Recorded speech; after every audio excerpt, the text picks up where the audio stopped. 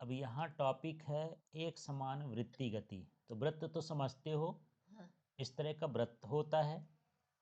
और यदि यहाँ से कोई साइकिल है, वाहन है या कोई आदमी इसमें घूम रहा है, अब उसकी स्पीड कितनी है? 40 किलोमीटर प्रति घंटा। तो उस वो स्पीड सेम सेम ऐसे चक्कर लगा रहा है ना, तो ऐसी गति को हम क्या बोलेंगे? वृत्ति गति। तो इसकी चाल कैसी होती है? समान। मार्ग कैसा होता है? वृत्ताकार। लेकिन यहाँ पर जो इसका वेग होता है वो बदलता रहता है यार। ये चाल वही रहेगी, पर वेग में दो चीज होती है, परिमाण और दिशा। जब मान लो यहाँ हो तो इधर मुंह रहेगा, इधर घूमोगे तो इधर मुंह रहेगा, इधर घूम जाओगे तो इधर मुंह रहेगा, इधर घूम जाओगे तो इधर मुंह रहेगा। मतलब जैसे जैसे घूमते जाओगे दिशा का मान क्या होता है? बदलता जाता है। तो जो वृत्ति गति होती है त्वरित गति होती है, इसमें त्वरण होता है। त्वरण माने क्या होता है? वेग में परिवर्तन। तो चाहे परिमाण बदले, चाहे दिशा बदले, वो वेग बदलता है। जैसे मान लो कोई व्यक्ति ऐसे सीधे सीधे जा रहा है ना, पर इसकी एक समान चाल है। अब यहाँ इधर मुड़ गया तो दिशा क्या हो गई? बदल गई। तो ये कौन सी गति कहला गई? त्वरित। है ना, इसमें त्वरण। अब यहाँ पर और भुजा बढ़ गई तो ये मुड़ा, फिर ये मुड़ा, फिर ये मुड़ा, फिर इस तरह से मुड़ता जाएगा। और है तो ये इस तरह से मुड़ता जाएगा। और जो ही इसमें तो हर पॉइंट पर मुड़ेगा, तो ये वृत्ति पथ हो गया। है ना, माने इसकी दिशा बार बार क्या होती रहती है? बदलती रहती है। अब जो है हम ये समझेंगे कि ये वृत्ति गति होती क्या है ना। तो सीधा सीधा है, जब वस्तु वृत्ति मार्ग पर, रास्ते न लिख के क्या लिख देना है? मार्ग पर एक समान चाल से चलती है तो उसकी गति को एक समान वृत्ति गति कहा जाता है। क्या? जब कोई वस्तु वृत्ति मार्ग में एक समान चाल से चलती है तो इसे क्या कहते हैं? वृत्ति गति कहते हैं, एक समान वृत्ति गति कहते हैं। ये कैसी गति होती है?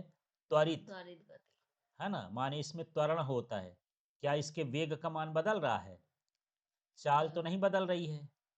क्या बदल रहा है? वेग का मान कैसे बदल रहा है? दिशा बदल रही है। हर बिंदु पर क्या बदलती है? दिशा। अच्छा, अब वेग बराबर क्या होता है? दूरी बटे समय। तो एक चक्कर लगाएगा यदि, तो दूरी कितनी होगी? हाँ, परिधि के बराबर हो जाएगी। तो दूरी क्या हो गई? 2 पाई आर। और समय जो है उसको हम कैपिटल टी से दर्शा सकते हैं, क्योंकि एक चक्कर लगाने में जो समय लगता है उसको आवर्तकाल कहते हैं। तो इस तरह से वेग बराबर हो जाएगा 2 पाई आर अपॉन टी। तो ये क्या है? एक समान वृत्तीय गति का ये वेग है। ठीक है। अब मान लो जैसे ये लड़का है, ये हाथ में एक रस्सी को पकड़ा है, यहाँ पत्थर बांधा है और इसको ऐसे ऐसे घुमाते जा रहा है, एक समान चाल से घुमा रहा है। तो ये भी किस तरह की गति है? वृत्ति गति है। तो वृत्ति गति कैसी गति होती है? त्वरित। क्यों त्वरित होती है? कि हर बिंदु पर इसकी दिशा बदलती रहती है। ठीक है। तो इस तरह से हम कई उदाहरण दे सकते हैं। जैसे चंद्रमा पृथ्वी के चारों ओर घूमती है, तो ये भी वृत्ति गति है। पृथ्वी सूर्य के चारों ओर घूमती है, ये भी वृत्ति गति है। कोई उपग्रह है जैसे हम यहाँ से भेजते हैं, वो भी वृत्ति गति है। कोई साइकिल सवार है, उसको मन पड़ता है कि मैं घेरे घेरे जैसे घूमूंगा, तो वो भी क्या है? वृत्ति गति है। ठीक है। ये सभी क्या होती हैं? वृत्ति गति। तो इसमें आपको क्या क्या लिखना है? इसमें ये लिखना है हेडिंग बना के, एक समान वृत्ति गति। है ना, कि जब एक वस्तु वृत्ति मार्ग पर एक समान चाल से चलती है तो उसकी गति को वृत्ति गति कहा जाता है। इसका सूत्र लिख देना है। क्या लिख देना है? यदि वृत्त की त्रिज्या क्या हो?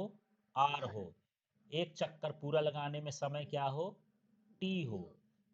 है ना, तो वेग बराबर क्या हो जाएगा? v equal to 2 pi R. या फिर ऐसा भी लिख सकते हो कि पहले सूत्र लिख दो, v equal to 2 pi R upon क्या? टी। फिर यहाँ आर बराबर लिख सकते हो अलग से, जहाँ आर बराबर क्या है? वृत्ति मार्ग की त्रिज्या, और टी का मतलब एक चक्कर में लगा समय। ठीक है। फिर उदाहरण हमको देना है। तो उदाहरण में चंद्रमा पृथ्वी के चारों ओर चक्कर लगाता है, पृथ्वी जो है सूर्य के चारों ओर चक्कर लगाती है, उपग्रह जो है वो पृथ्वी का चक्कर लगाता है, कोई साइकिल सवार यदि वृत्ताकार मार्ग में घूमता है, हाँ। ऐसे है ना, या एक व्यक्ति जो है रस्सी में पत्थर बांध करके उसको चारों तरफ घुमा रहा है, हाँ। ये सभी कौन सी गति कहला जाती हैं? वृत्ति। वृत्ति गति।